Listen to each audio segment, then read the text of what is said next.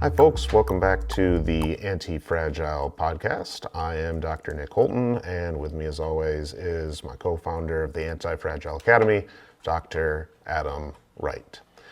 Last week we chatted a little bit about what Brendan Markey Towler referred to as a quote-unquote proactive personality, and we shared some content about this proactive personality or an anti-fragile personality.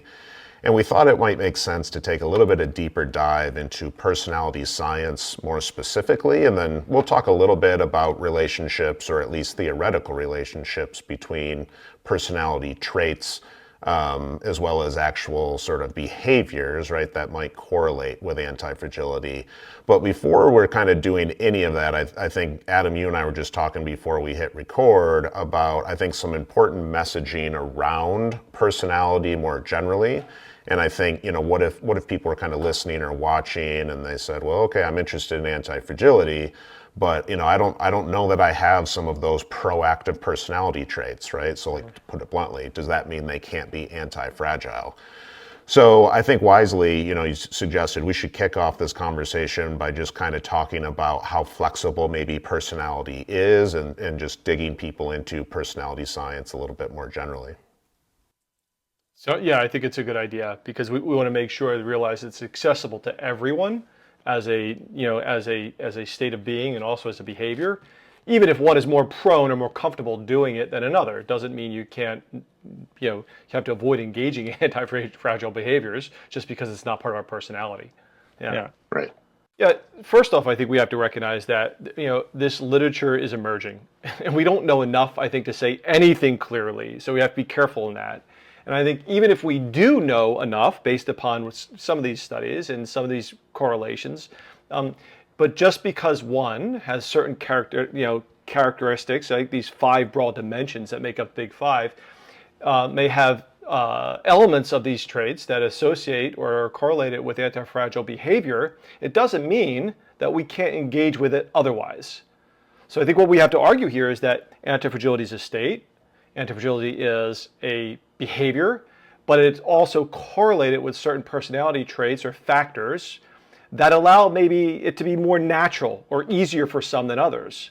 But just because there might be stronger tension or friction doesn't mean with a training and value-based goal setting that you can't move forward anyway. Yeah. To me, that jives nicely with, we've talked about it a couple times in a couple different episodes, but having some sort of flexibility or maybe growth mindset around the idea of personality to begin with, right? Understanding there's going to be some predispositions, right, based on genetics, and certainly environmental factors are going to play a role, but ultimately we do know, from good research at this point, there is something at least partially malleable about those tendencies, right, and some of those traits, right, as you put them. I think this is important because when you look at genetics, environmental factors, and a lot of those twin studies that looked at, those early studies from the 80s, heritability, it's about 40 to 60%. And what's pretty clear now is that you're not destined to your trait. They are malleable, and there's flexibility, particularly with large life events, both positive and negative. That can impact you. Even just cultural norms can impact how you contextual norms, how you express these traits. And I think developmentally, just in general, as we go through different stages in life, we may see them shape us in different ways. So there might be, clearly in the literature, there is some element of stability throughout a lifetime, but that by no means suggests that they are locked in. Right. Okay, so that's an important foundation to this entire conversation, right? Because if we're moving forward with, all right, they at least are in part malleable, then the natural question becomes, kind of, and again, spinning off of the previous episode talking about the anti-fragile personality, what personality traits might lend themselves to, at minimum, resilient behavior, but ideally kind of proactive, thriving, anti-fragile behavior. And so we're going to tackle really what you probably argue is one of the more, I think, robust and well-researched aspects of psychology in general, and probably one of the best assessments in psychology in general. Unlike a lot of personality tests, which is the Big Five or the 5-factor personality test, right? So we're going to talk about these 5 different specific personality traits. We'll go through them sort of one by one and have a bit of a chat about the implications kind of, or maybe potential theoretical connections with anti-fragile behavior, maybe even with thriving behavior as well. So number one, openness to experience. Let's start by saying that this goes back, there's decades of research around this. McCrae and Costa, probably in the 80s, I think, when these researchers first came up with some of these terms. So this is highly valid, and it's been expanded on, but I think this is good to get more comfortable with these original five. We could say whether there's some elements in this maybe that we've expounded on and have gotten even more precise. But for now, openness to experience is important because if you look at someone who's open, they have quite a bit of intellectual curiosity. They can be creative, and I think a big portion is this: they have a tendency to enjoy novelty, right, and variety. So it could be on a continuum, right? So you might see someone who's high in openness, maybe very imaginative, very curious, kind of open to new experiences. And on the flip side of that, someone who's closed may be like, I love routines, much more conventional in thinking, much less open to new ideas or new cultures, or maybe even travel or something like that. Got it. Makes good sense. How might that connect to an idea like anti-fragility? I was thinking about that a lot. I think people that tend to be more open, and there's a strong correlation here, is that they're curious, right? And they're willing to incorporate new knowledge. And what you see that is a level of flexibility, I think. And that's going to be essential for growing in the face of uncertainty. What else do you see in that? I think curiosity, almost by definition, curiosity behaviorally, is seeking uncertainty. Mm-hmm.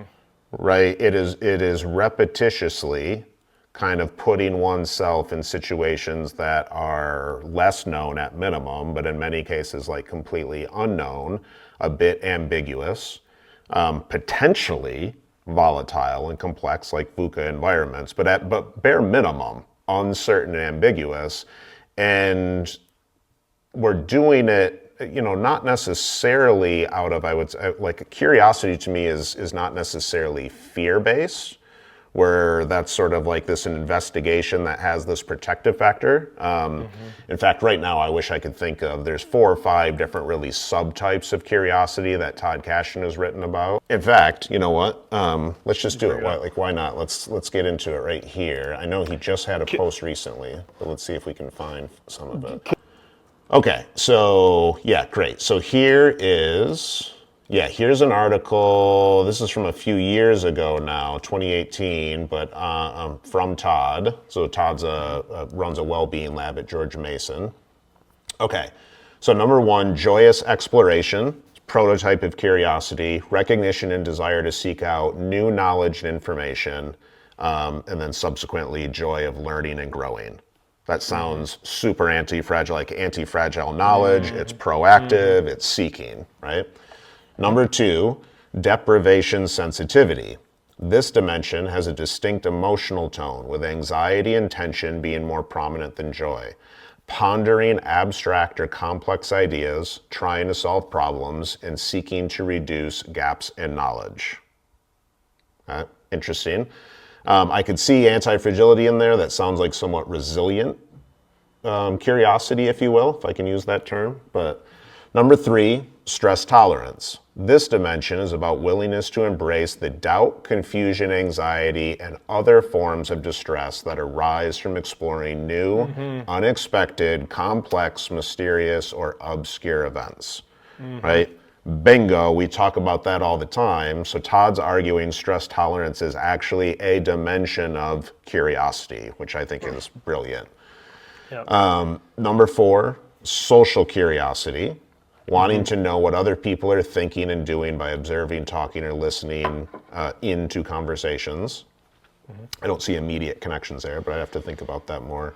And number 5, thrill seeking, the willingness to take physical, social, financial risks to acquire varied, complex, and intense experiences. Certainly I see that as well. So to this point, right? Curiosity, yes, and even multiple dimensions of that, right? And we could have a whole nother conversation about how that is correlated with things like well-being and thriving and the science of luck. But the big takeaway should be curiosity, and in particular, the types of curiosity that are result in joyous exploration, stress tolerance, and I'd say safe, but thrill-seeking nonetheless, are probably a great place to start if you're looking for more anti-fragile behaviors. Yes to all that, and obviously it shows how nuanced all this is as you get deeper and deeper into literature. But let's throw another layer on it. We could take use this or not. But if you look at some of the more recent affective neuroscience, particularly by someone who recently died, Jaak Panksepp, who looks at the several emotional networks, of which seeking is a major one, and fear is a major one. And the question would be, can they be co-activated? And the relationship is very complex, right? Seeking system is much more dopaminergic. Fear is mediated by the amygdala, right? So it's very defensive in its responses. And so, like, for example, like when faced with a threat, right, and an organism, whatever, or you might initially experience fear, but then simultaneously engage with seeking system to explore escape routes or other solutions. And we see, while complex, right, you could see how they could simultaneously coexist. Scenarios particularly where it might be dangerous, but there might be opportunity that also exists at the same time. So I think it gets really interesting when you start looking the underlying neuroscience behind this too, and how to navigate that. And I think more information and a more in-depth understanding that's layered in rather than just a reductionist approach to all this, gives it a bit more validity. And I think there's nothing more practical than a good theory, right, to act on. Sure. So Sure. Yeah, that's all necessary, right? Yep. All right, let's move on to number 2, conscientiousness.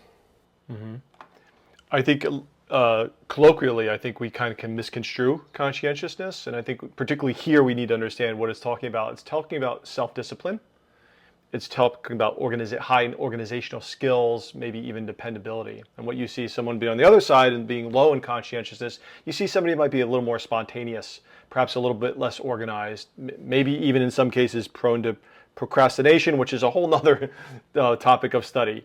But I think it's important because what you see here, because this is another one that I think that correlates very strongly with anti-fragile behaviors, right? So you see a level of mindfulness that goes along with this, of goal-directed behavior. I think they're attentive and they can pay attention to what's important when they're faced with uncertainty. Well, it's interesting because I took and we can tease that out a little bit more, but I took a slightly different angle on it as you were walking through the essence, which is, so we will often talk about one of Taleb's initial ideas, which is via negativa, right? Remove the negative. And it works really well for a lot of the work that we'll do with clients, athletes, executives, whatever it might be, because one of the first starting points, especially if, say, somebody's dealing with burnout, is to get the stuff that's causing problems out of there, right? As opposed to immediately adding a bunch of new to-dos and a whole new morning routine and like those sorts of things, right? So inevitably, what a lot of that requires is the ability of somebody, I think, to kind of look at their systems and their processes, if they even have those, right? Which not everybody does, and kind of say, all right, what is actually serving me? How is it creating structure and fluidity so that I can take on things that are a little less certain? I can take on things that are a little more complex, because the stuff around me that I can control, right, and the crap that I can get out of the way, I've done that sort of work already. To me, that's a lot of what conscientiousness is about. I think it's interesting because, and if you look at some of the literature along conscientiousness, which correlates with this idea of grittiness, it's a strong predictor of performance in a bunch of different domains, right? Academic, job performance, and so forth. So I think it's not only be prepared to handle challenges, but then it's also having the drives to focus and to seek out those opportunities and grow through those challenges. So I think it's both end. All right, number 3, extraversion. Extroversion is an interesting one because I don't know from, in terms of your reading, in terms of a moderate association. I'm not too sure how strongly associated it is with antifragility. But if we're going to define it, it's someone who's outgoing, more sociable, right? And enjoys those interactions, tends to be maybe a little bit more talkative and energetic in groups, and maybe even likes being a center of attention.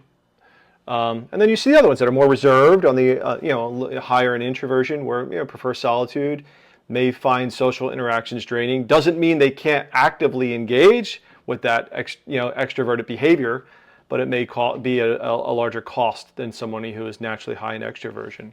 I'm curious to hear your take, though, in terms of like, maybe the sociability and assertiveness works, but like, is it really that beneficial in terms of the seeking aspect? I think, like many things with personality or strengths, right, it probably depends on how you wield it.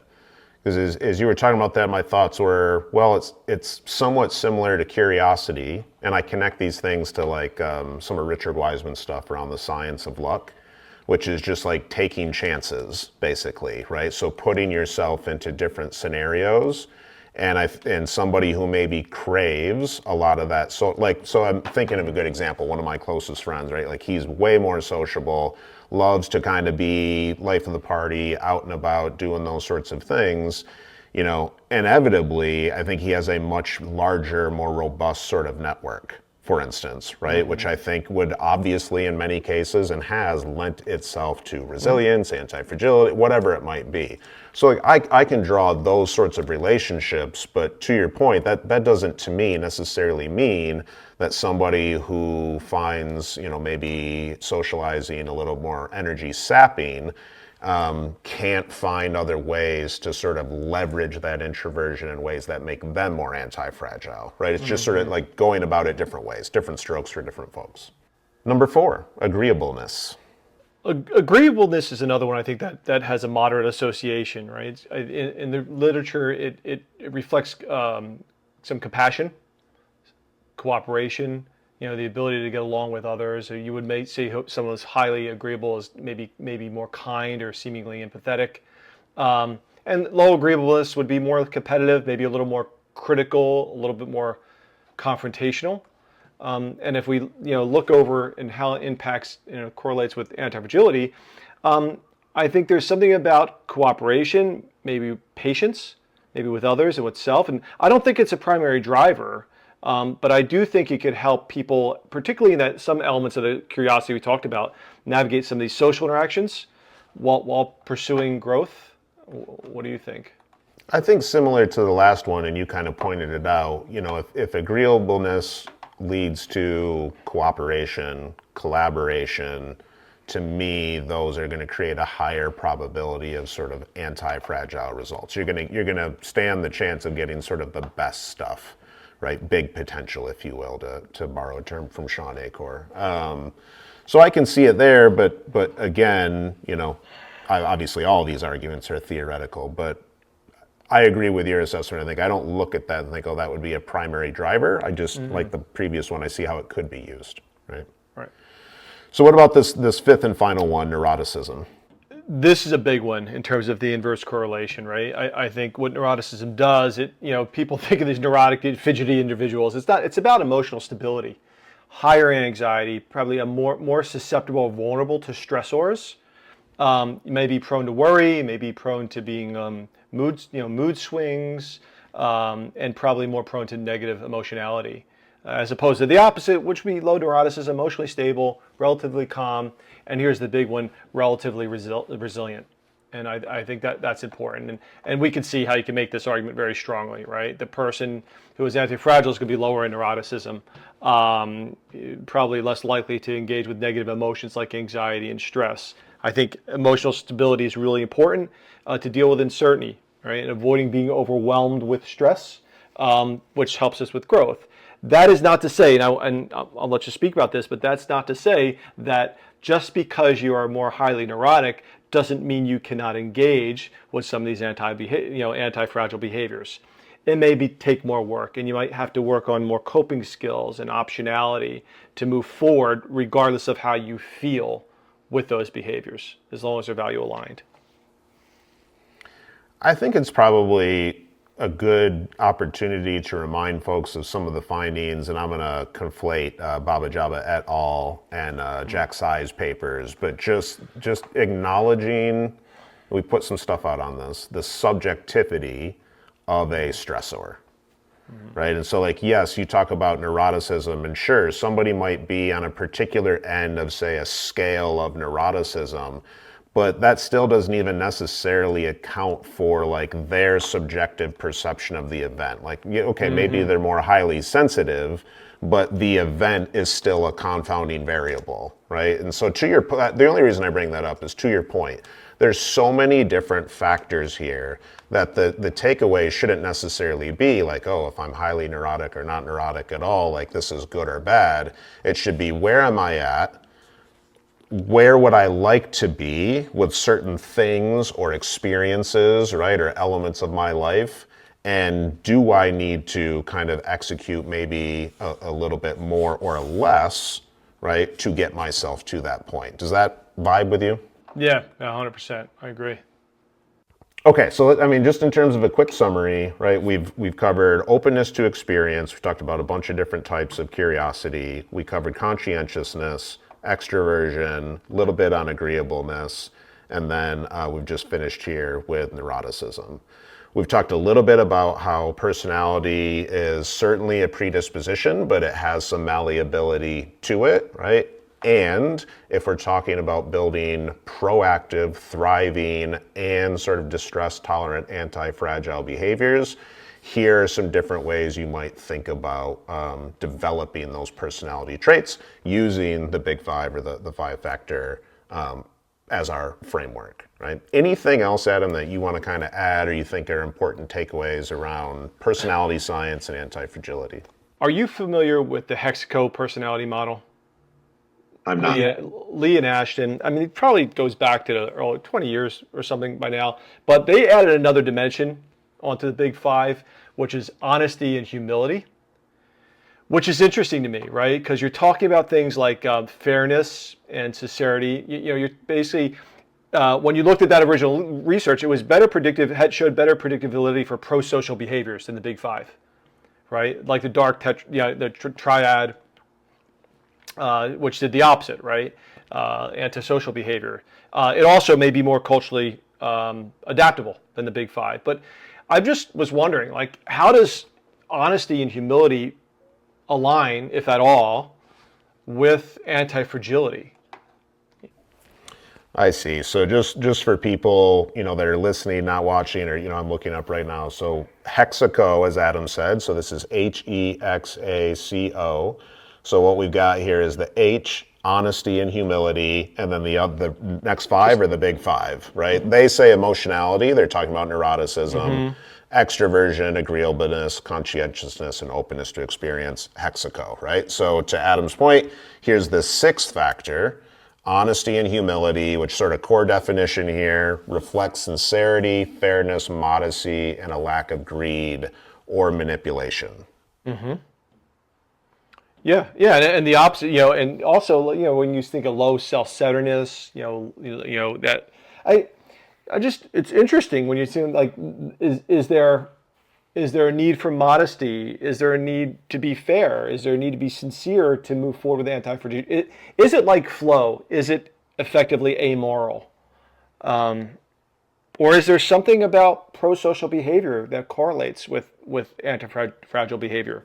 This it feels far less direct to me, right? And I'm somewhat familiar with some decent research on humility, right? And these sorts of things, but you know, it's included honesty and humility. Is that how you understand it? Because those are two very different things. Yes, yeah, it's two different things. Yep.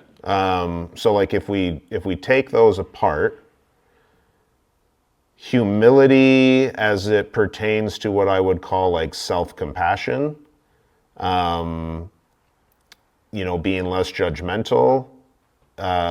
It seems to me those lend themselves to a more flexible perception of people and the world and life. And certainly, like, we would promote general flexibility, but I feel like I'm stretching to make some of those connections, to be honest.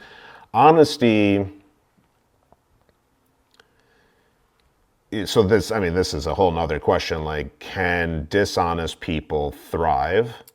Right. And what does it mean to be dishonest? Because we are all various levels of honest and dishonest across different contexts for different reasons to different levels with different people.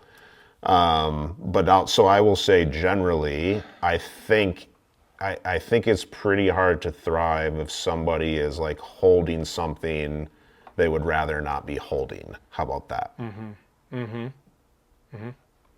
I like it because I was trying to put this together with some of the ideas around, the dark triad, narcissism, Machiavellianism, and psychopathy, and Scott Barry Kaufman's work in the light triad, where he looks at humanism and a faith humanity and what he calls, Kantianism, which basically means treat people as ends to themselves. It's not transactional to get what you can out of them. I'm just wondering how this all plays into these behaviors and if they do at all. Like, can you be growth oriented but also do things from a Machiavellian perspective? Like, is narcissism allow for this? And just some questions that I have, and obviously we need to delve into this a little bit deeper, but I think you can see how it continues to be more and more layered as we look more deeply at this. Yeah, yes it does. Yes it does. I think a lot of this hinges on the inclusion of like thriving and well-being in this model, right? But that's a whole nother philosophical question as well. Ones that, as you're aware, we've had with a few guests on Flourish FM before as well, right? Can happy people, thriving people, flourishing people be bad people, or can you access meaning through terrible, atrocious events and those sorts of things? But that's another conversation for another day. This has been a good, I think, synthesis and summary of not just kind of personality as it stands in the research and malleability, but the 5-factor personality framework more specifically. And now you've added one that I didn't know about, which is helpful, which is this HEXACO and now 6-factor, right? So thanks as always for joining us, and we'll see you next time.